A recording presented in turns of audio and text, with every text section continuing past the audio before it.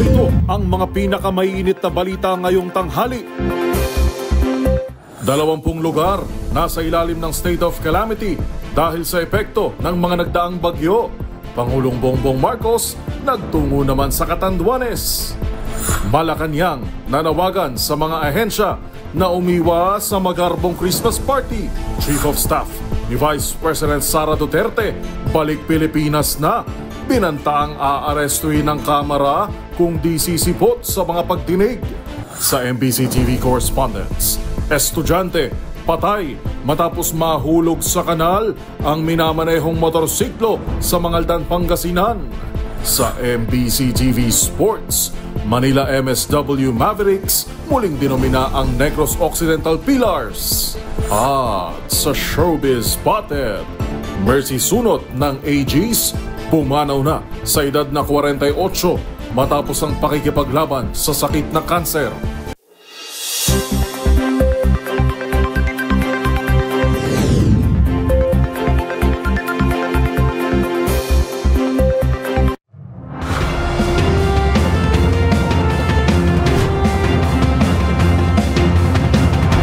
Bawat balita, makabuluhan. Bawat kwento, makapangyarihan. Boses ng Pilipino para sa Pilipino. Live mula sa MBC TV Studio. MBC TV Network News.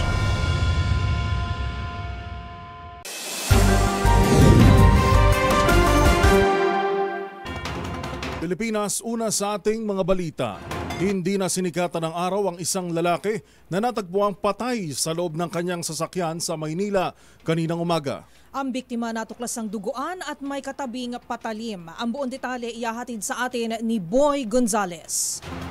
Iniimbestiga na ngayon ng mga operatiba ng Manila Police District na natagpo ang lalaki na wala ng buhay habang nasa loob ng kanyang sasakyan sa panulukan ng PRG Street at Abad Santos Avenue sa Tondo, Maynila. Ayon sa MPD, pasado alas 6 ng umaga, nang makita ng mga tambay ang biktima na nakahandusay sa loob ng kanyang sakyan na may plate number CBM 4247.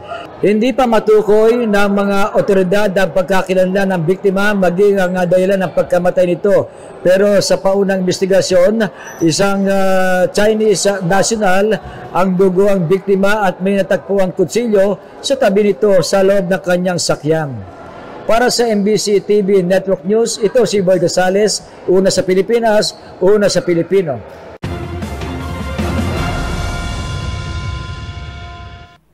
Aabot naman sa 20 syudad at munisipalidad ang nasa ilalim ng state of calamity dahil sa pinagsamang epekto ng nagdaang bagyong Pepito, Ophel at Nika. Sa huling datos ng NDRRMC, pinakamarami ang nagdeklara sa Cordillera, sinundan ng Regions 2 at Central Luzon. Partikular ang buong lalawigan ng Quirino, 2 bayan sa Isabela, Dilasag sa Aurora, buong Mountain Province at Aguinaldo sa Ifugao. Sa kasalukuyan, wala pang naiuulat na nasawi dahil sa bagyong Pepito, pero umabot na sa 1.8 milyong individual o halos 500,000 pamilya ang apektado ng mga nagdaang kalamidad.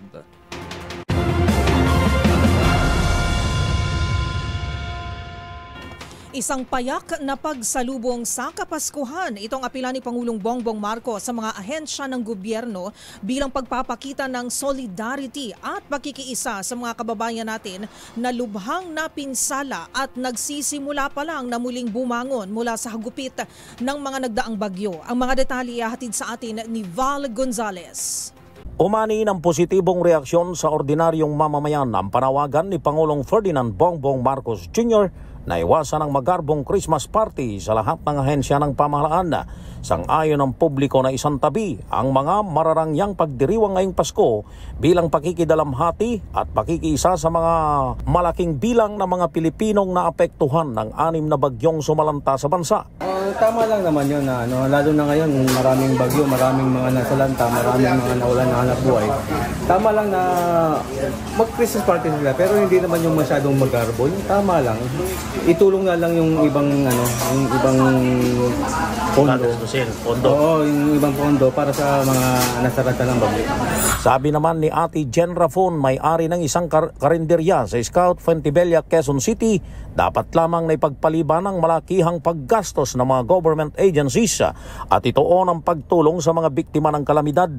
Aniya, hindi rin niya nakakalimutan kada taon ang magbigay sa mga mahihirap sa kanilang barangay gaya ng isang araw na libreng pagkain at pamimigay ng mga used clothing. Sa pahayag ni Executive Secretary Lucas Bersamin, hindi na kailangan ng formal na direktiba para ipagbawal ang magastos na Christmas party sa mga government agencies dahil naniniwala siya sa kabaitan ng mga kawani ng gobyerno na maring mag-adapt ng austerity program sa kanilang mga pagdiriwang ng walang utos.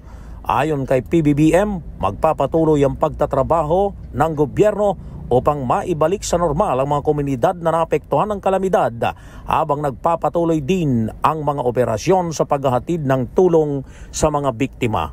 Para sa MBC TV Network News, ako si Val Gonzalez, DZRH, una sa Pilipinas, una sa Pilipino.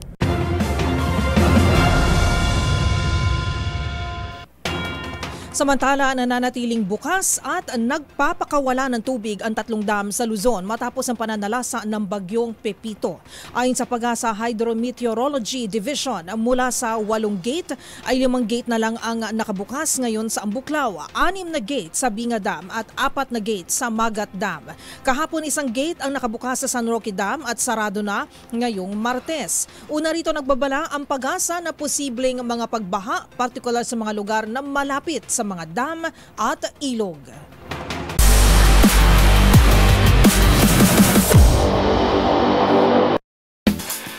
Sa mundo ng billiards, muling dinomina ng Manila MSW Mavericks ang Negros Occidental Pillars sa kanilang pagtatapat sa Game 8 ng kauna-unahang Pro Billiards League sa Pilipinas na SBA. Pinangunahan ni Jonas Silent Killer magpantay ang Manila Representatives matapos tanghalin bilang Player of the Week. Ating balikan ang intense pool action sa report ni Matchpoint Millie Borja. Sa kanilang muling pagharap sa Sharks Arena, muling pinatunayan ng Manila MSW Mavericks ang kanilang galing matapos dominahin ng Negros Occidental Pillars sa Game 8 ng kauna-unahang Pro Billiards League sa Pilipinas na SBA. Agad nakuha ng Manila MSW Mavericks ang panalo sa opening game na 5 versus 5 King of the Hill sa pangunguna ni Jonas Silent Killer magpantay. Nakapagtala ito ng impressive 80% win rating, 89% overall rating at naipanalo ang 8 racks. Sa Day 2 Sharks Double, naibawi ng dynamic duo na si Jolo Thunder Aspuria at Ryan Mark Black Eagle Hidalgo ang Pillars. Pero muling nakuha ng Mavericks ang laro sa sunod na araw nang magpakitang gilas si John Albert Docloy Refule sa 1-on-1 with 59% win rating at 92% overall rating. Nagpatuloy ang dominasyon ng Manila Representatives sa panibagong Sharks Double nang magsanib puwersa si Magpantay at Refule. Bagamat nakabawi ang Pillars sa Day 5, hindi na ito naging sapat para mapigilan ng Mavericks na makuha ang ikalawa nitong pagkapanalo sa kanilang muling pagtatapat. Hinirang bilang Player of the Week si Jonas Magpantay after delivering 1 golden break, 3 break-in runs, 33% break success, 59% win rating at 91% overall rating. Para sa mga interesadong matunghayan live ang naturang intense pool action, libre itong mapapanood sa Sharks Arena and Sports Bar sa Tomas Morato sa Quezon City mula araw ng Lunes hanggang Biyernes, alas 8 ng gabi. Para sa MBC TV Network News, ito si Millie Borja, una sa Pilipinas, una sa Pilipino.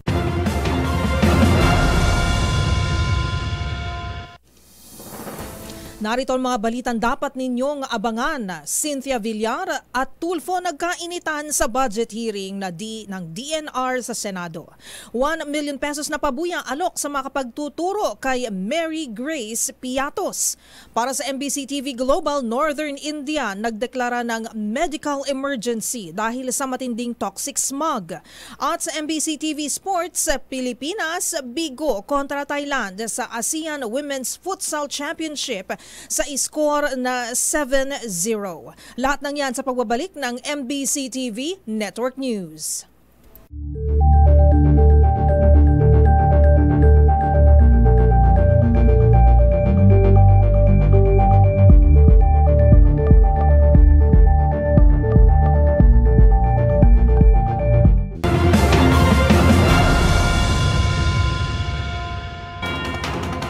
Posible nang ipaaresto ang Chief of Staff ng Office of the Vice President na si Attorney Zulaika Lopez.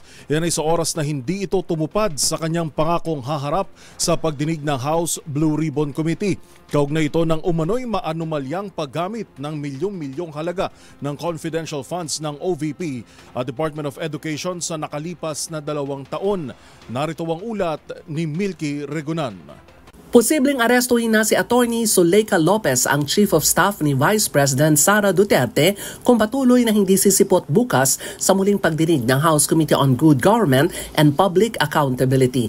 Ayon kay House Assistant Majority Leader Jefferson Kunghun, dapat humarap na si Lopez sa hearing ng komite kaugnay ng 612.5 million pesos na confidential and intelligence funds ng OVP at DepEd noong 2022 at 2023. Sabi ni Kunghun, sa impormasyon ng komite, dumating na sa bansa si Lopez noong November 14 matapos pumunta ng Amerika sa bisperas ng hearing noong November 4 kung saan siya ay dapat humarap. Narito si House Assistant Majority Leader Jefferson Kunghun. Ang balita ng committee is dumating na siya.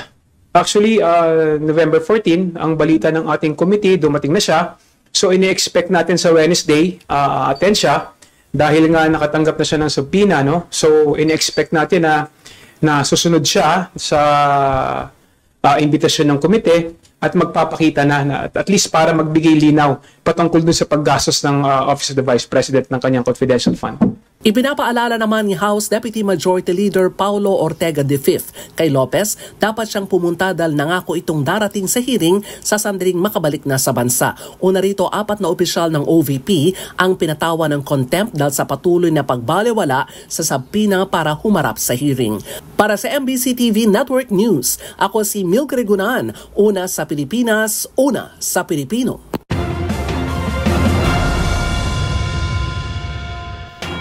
Samantala, nag-alok ng 1 milyong pisong pabuya ang House Committee on Good Government and Public Accountability para sa makapagbibigay ng impormasyon tungkol sa lokasyon at identity ni Mary Grace Piatos. Ayon kay Congressman Jefferson Kunghun, Vice Chairperson ng House Committee on Good Government and Public Accountability, ang halaga ay mula sa ambag-ambag ng mga miyembro ng naturang panel at ng House Quad Committee. Lumabas na pinakamarami ang pirma ni Piatos sa acknowledgement receipt na isinumite ng Office of the Vice President sa Commission on Audit para sa ginamit na confidential funds sa ilalim ni Vice President Sara Duterte. Plano ng mga mambabatas na imbitahan din sa pagdinig kaugnay pa rin sa confidential funds si Piatos.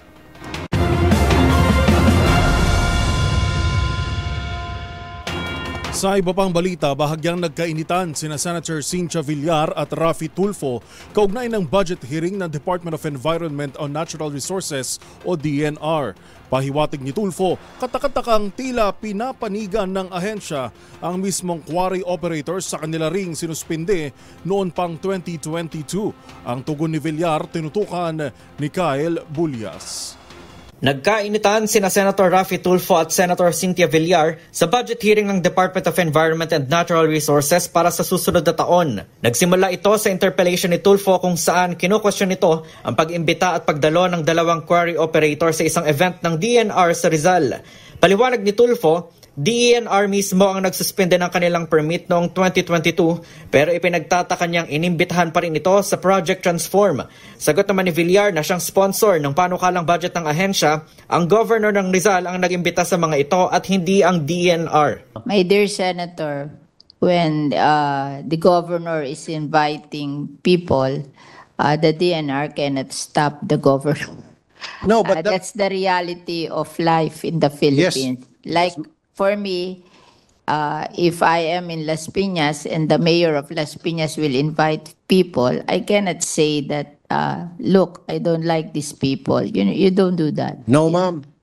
Kasi kung ako po ang nasa sitwasyon dyan at ako po ang secretary ng DNR, ako po ang may call kung sino yung mga guest na papasok. Pwede ko pong harangin yung mga taong ayaw kong papasukin regardless kung yan ay kasama ni Governor. Siguro naman may mga PA siya o EA na magsasabi sa kanya, sorry po Gov, wag muna natin siya isama kasi may problema po yan. The governor cannot do that. Well, I thought... I mean, I'm a politician. You don't do that when you're governor. Well, I'm also a politician, but... Ayon pa kay Tulfo, hindi man lamang naimbitahan sa programa ang Masungi G-Reserve na isa sa mga pangunahing organisasyon na nagsusulong ng conservation ng G-Reserve Park sa bayan ng Baras sa Rizal. Giit naman ni Villar, imbitado ang Masungi pero hindi sila pumunta. So ito pong mga member ng Project Transforms, ito po ay mga violators. So are they considered as illegal? Inimbita daw nila, hindi nagpunta. Hindi po inimbita ang Masungi. No, Masungi was invited. We talked to Masungi. Would you like us to bring Masungi here? Or even make a phone call? Tawagan niyo Masungi. Would somebody call Masungi? Right here, right now. Mag-alamanan kung sinungaling, DNR o Masungi. Kung gusto mo, magpaano pa tayo, lie detector test. Where? Polygraph test para malaman kung sino sinungaling. Iginiit ni Villar na mayroong ipinadalang imbitasyon sa Masungi at nangako silang bibigyan nito ng kopya si Tulfo. Matatandaang napipintong makansela ang kasunduan ng Masungi at DNR sa konserbasyon ng nasa 2,700 ektaryang kagubatan sa Rizal dahil ayon sa ahensya, unconstitutional ang operasyon ng Masungi Geo-Reserve. Para sa MBC TV Network News, ito si Kyle Bulias, una sa Pilipinas, una sa Pilipino.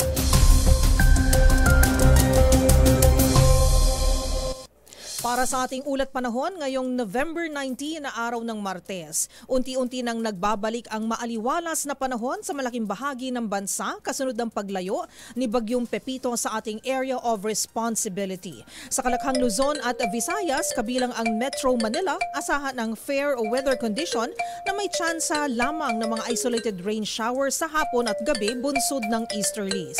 Ito rin ang magdadala ng maulap na kalangitan sa Mindanao na may mataas na tsansa ng pag-ulan sa Caraga at Northern Mindanao. Samantala may mga pag-ulan ding mararanasan sa Batanes dahil naman sa sanipuwersang epekto ng northeasterly wind flow at shear line. Ayon naman sa Pag-asa, posible nang magsimula ang amihan season sa bansa o ang pagbabalik ng northeast monsoon simula ngayong araw o bukas. Wala pa rin na muna tayong aasahan na anumang bagyo na papasok sa loob ng ating PAR hanggang sa susunod na 3 araw.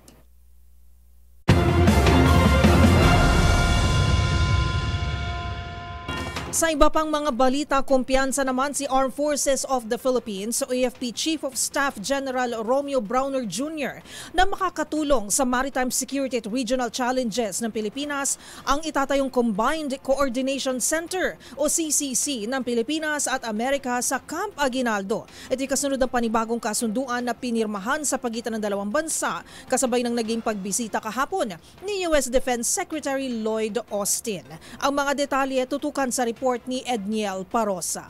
Positibo ang Pilipinas at Amerika na makatutulong sa mga hamon sa teritoryo ang itatayong defense hub ng alyansa sa loob mismo ng AFP headquarters. Ito'y matapos ilunsad ang Combined Coordination Center o CCC sa opisyal nitong groundbreaking ceremony sa Campo Aguinaldo sa Quezon City. Ayon sa AFP Public Affairs Office, kakanlungin ng CCC ang command and control operations ng pinagsamang puwersa ng mga sundalong Pinoy at US Indo-Pacific Command. Sinabi ni AFP Chief of Staff General Romeo Browner Jr. na mapalalakas nito ang pagtugon ng magkaalyado hindi lamang sa disaster response kundi maging sa maritime security. Sa bahagi naman ng Estados Unidos, binigyang din ng kanilang Defense Secretary na si Lloyd Austin ang strategic na kahalagahan ng CCC para sa pagresponde sa tinawag niyang regional challenges. Opisyal na inilunsad ang CCC pagtapos lagdaan ng parehong bansa ang kasunduan para sa pagbabahagi ng military intelligence sa isa't isa. Pinirmahan ni Austin at Philippine Defense Chief Gilbert Chodoro ang General Security of Military Information Agreement o GSOMIA 2 buwan na bago ang pagpapalit ng Pangulo ng US sa katauhan ni President-elect Donald Trump. Para sa MBC TV Network News, ito si Edniel Parosa ng D0H. Una sa Pilipinas, una sa Pilipino.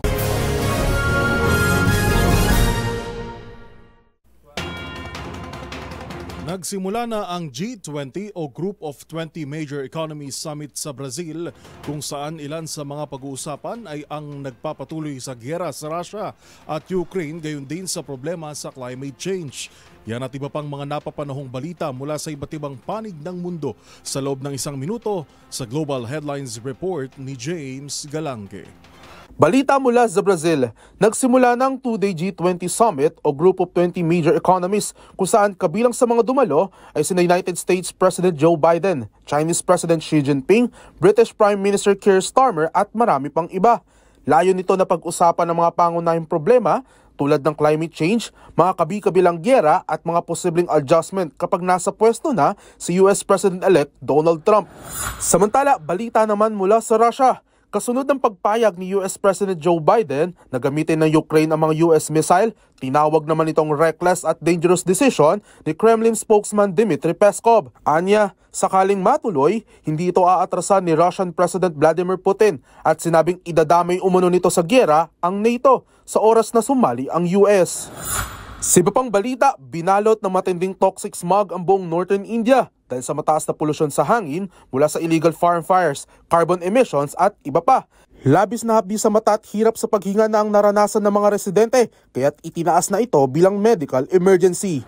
At iyan ang isang minutong hatid ang mga pinakamainit at napapanahong balita sa iba't ibang panig ng mundo. Para sa MBC TV Network News, ito si James Galange, una sa Pilipinas, una sa Pilipino.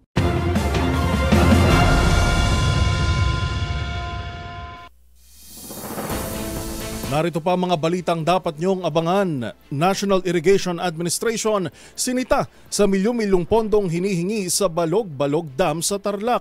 Sa MBC TV correspondents, 30 bilyong pisong halaga ng ilegal na droga nasamsam sa isang linggong operasyon sa Davao City. Sa Hoy, bawal yan. Parusa sa warrant of arrest scam, alamin.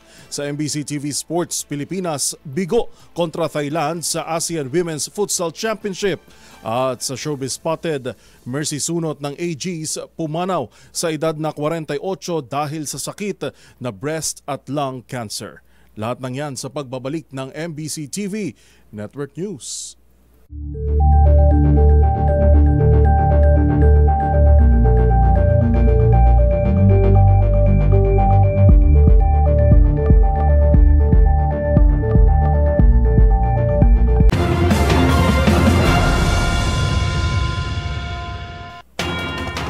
Nakakadakdang magtungo at bumisita sa Catanduanes si Pangulong Bongbong Marcos upang personal na maghatid ng tulong sa ating mga sinalantang kababayan doon.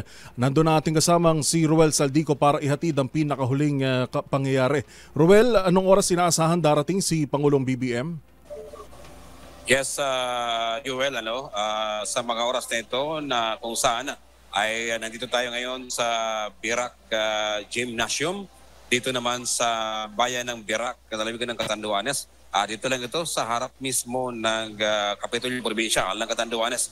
Mandito yung ating mga biktima ng bagyong Pipito na kung saan ay mahigit ito sa 1,000 katao na agarang bibigyan ng tulong ng Department of Social Welfare and Development at baging DOLE o Department of Labor and Employment na kung saan kasabay na rin ang presidential assistance ng Pangulo para naman sa lokal na pamahalaang panlalawigan ng Catanduanes. Ngayong araw na ito ay unang pupuntahan ng Pangulo at kukumustahin ang ating mga kababayan dito naman sa Birak, Catanduanes. Nakatagda sana ito magtungo sa Bagamanok at Panganiban dahil sa lubhang nasira ang ilang mga pwedeng paliparan sa lugar ay hindi mo na ito nagtuloy at magamat ito ay dito na nagtungo mismo sa Birak Gymnasium. Makatapos ng kanyang pagkipag-usap sa mga biktima ng bagyong Pipito, ito ay magtutungo sa Provincial Capitol at magsagawa ng briefing kasama ang mga alkalde ng mga apektado ng bagyong si Pipito na kung saan nga ay kanina inanunsyo at ipinahayag ni Governor Joseph Buboy-Cua na mahigit sa 4,000 na mga totally damaged na mga kabahayan at meron nga 2,000 mga kabahayan naman ang totally o partially damaged. So yan ang mga update natin dito ngayon sa pagdating ni Pangulong Bongbong Marcos Jr. na kung saan ay inaasahan na maraming mga tulong, bubuhos ng tulong dahil nga ang probinsya ng Catanduanes ito yung lugar na malubhang sinalanta ng bagyong si Pipito na kung saan ay sa 2 araw na pag-recover ng mga Katandunganon. Yan ating update, Yuel, mula dito sa bayan ng Birak, lalawigan ng Catanduanes. Para sa MBC Network News, Roel Saldico, una sa Pilipinas, una sa Pilipino. Maraming salamat, Ruel Saldico.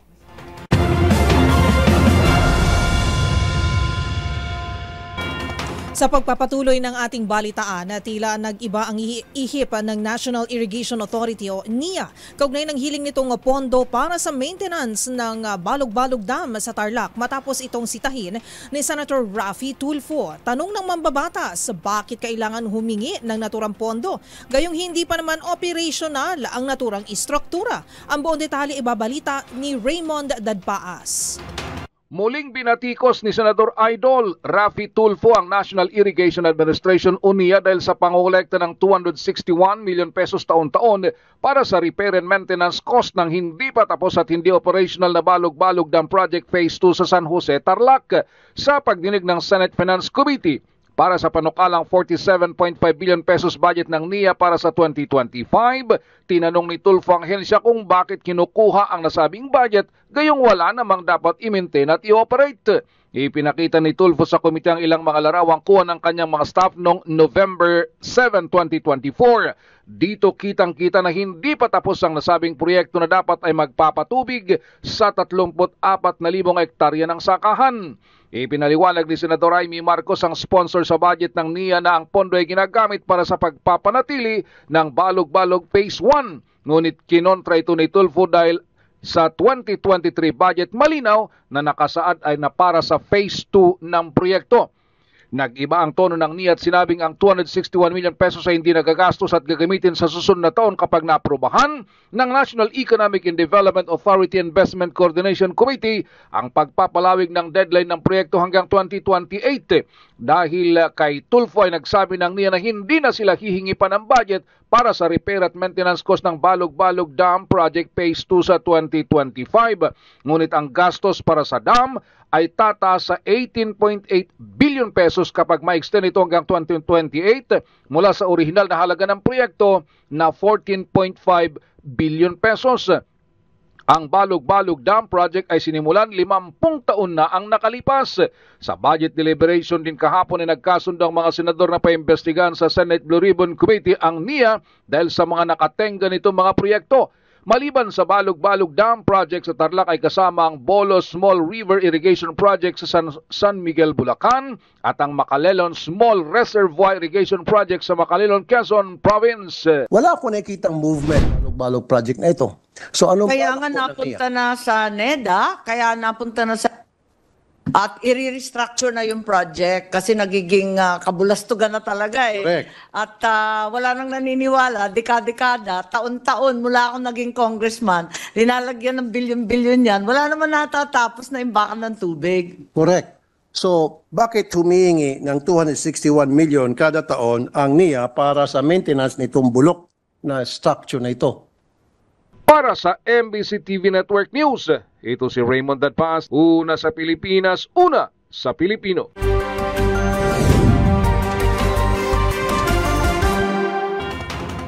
Patay naman ang isang estudyante matapos mahulog sa kanal ang minamaneho nitong motorsiklo sa Mangaldan sa probinsya ng Pangasinan. Yan at ang iba pang mga rumarapidong balita mula sa probinsya, hatid ng iba't ibang istasyon sa ilalim ng MBC Media Group.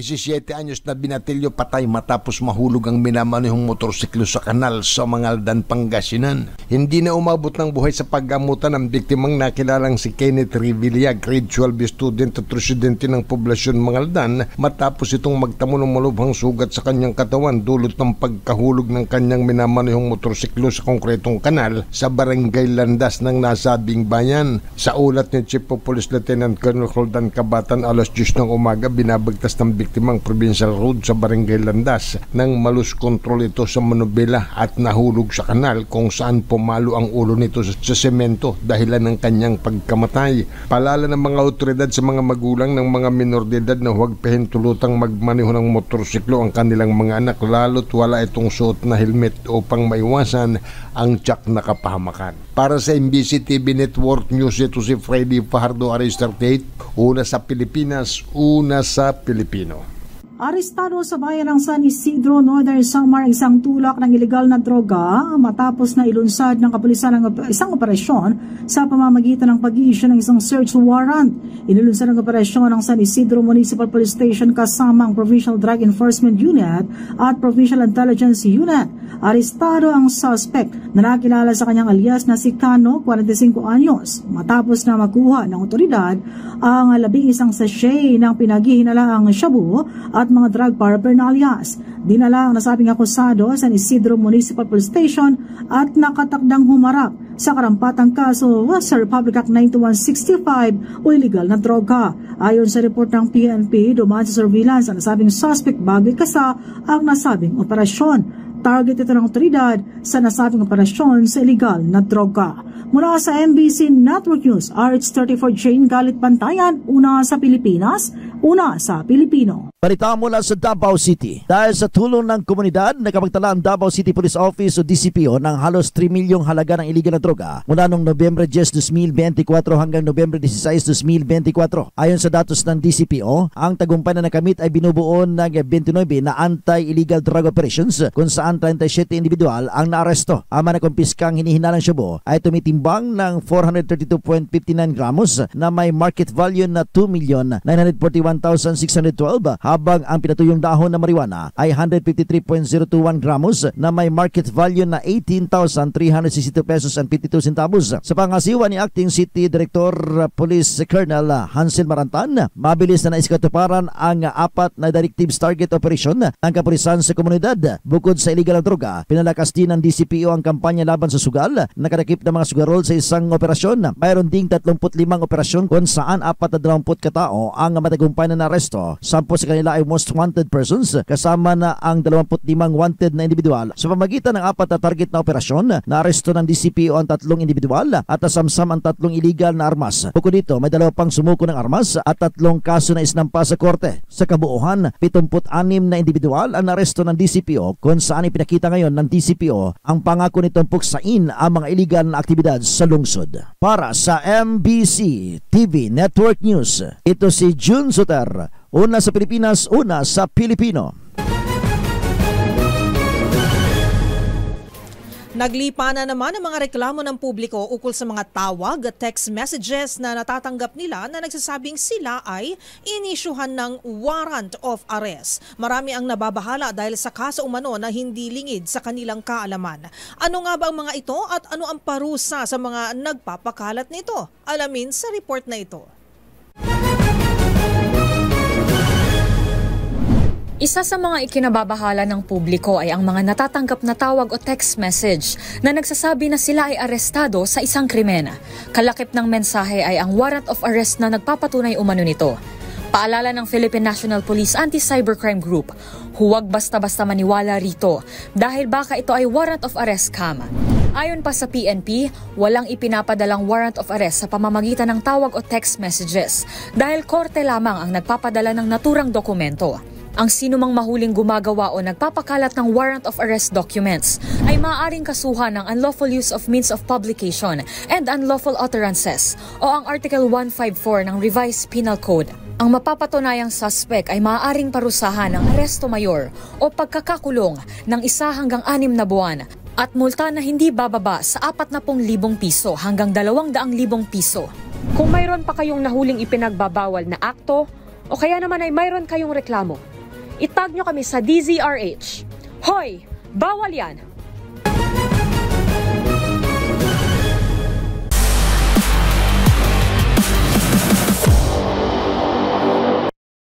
Sa mundo ng futsal, bigo ang Pilipinas na makabawi sa naging laban nito kontra world number 6 na Thailand sa ASEAN Women's Futsal Championship. Dinomina ng kalabang kupunan ang nationals na may score na 7-0 para mapanatili ang top spot sa standing. Ang naging laro tinutukan ni Matchpoint Mili Borja. Nabigo ang Philippine Women's National Futsal Team na Pinay 5 na talunin ng world number 6 Thailand para sa ASEAN Women's Futsal Championship na ginanap sa Pilipinas. Sa naging laro nila noong linggo ng gabi sa PhilSports Arena sa Pasig City, naging masaklap ang pagkatalo ng Filipina Booters sa score na 7-0. Sa pagbubukas pa lang ng laban, pareho nang nakakuha ng goal sila Sangrawi Mikham at Sawitri Mamyali sa 6th at 8th minute mark para tuluyang makuha ang 2-0 lead. Muli pang pinalawak ng ties ang kalamangan with Perploy Wajay Pech getting the goal at 13th minute, na sinundan naman ni Aria Seiton sa 17th minute. Nagtuloy-tuloy pa ang momentum ng kalabang kupunan nang makuha ang 3 pang goal at tuluyang masecure ang top spot sa standing with clean 6 points and plus 8 goal difference. Habang nalaglag naman sa ika-4 na pwesto ang Pilipinas sa team standing matapos nitong bigong makabawi mula sa naging draw kontra Myanmar noong Sabado with minus 7 goal difference. Sa kabila nito, mayroon pa ring pag-asa ang nationals sa magiging laban nito kontra Vietnam mamaya, bago tuluyang makaharap ang Indonesia bukas alas 7 ng gabi sa Pasig City. At yun ang mga latest updates sa mundo ng sports. Para sa MBC TV Network News, ito si Mili Borja, una sa Pilipinas, una sa Pilipino.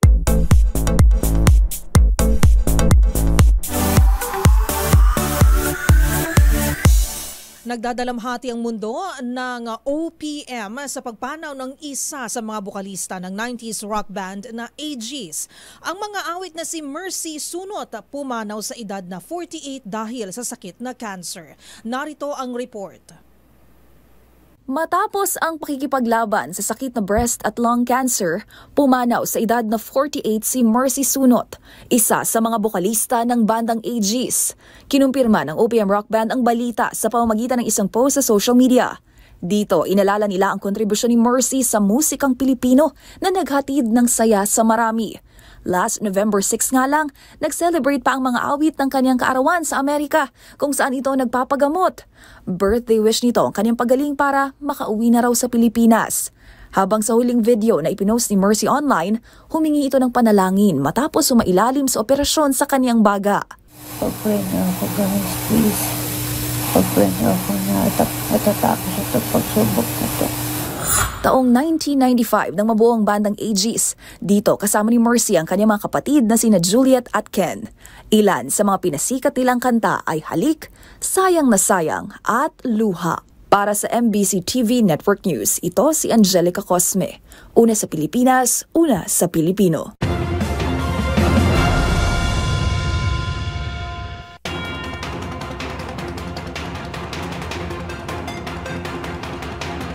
At yan na po mga balitang nakalap namin ngayong araw ng Martes. Bago lang tayo magtapos, partner, nakakalimutan natin batiin kahapon ng happy birthday si Arnold Herrera, ang ating EP4 content ngayong dito sa MNN. Happy birthday. Happy birthday, Arnold. At ganyan din, partner, meron na lang tayong 36 na dagdagan. Bago Inuurong mo Pasko. Ito po si Yuel Reyes. At ito naman po si Karen Oyong. Magkita-kita tayong muli bukas, araw ng Miyerkules, para sa mga balitang makabuluhan, mga kwentong makapangyarihan. Hatid ang boses ng Pilipino para sa Pilipino. Ito ang MBC TV Network News. Una sa Pilipinas, una sa Pilipino.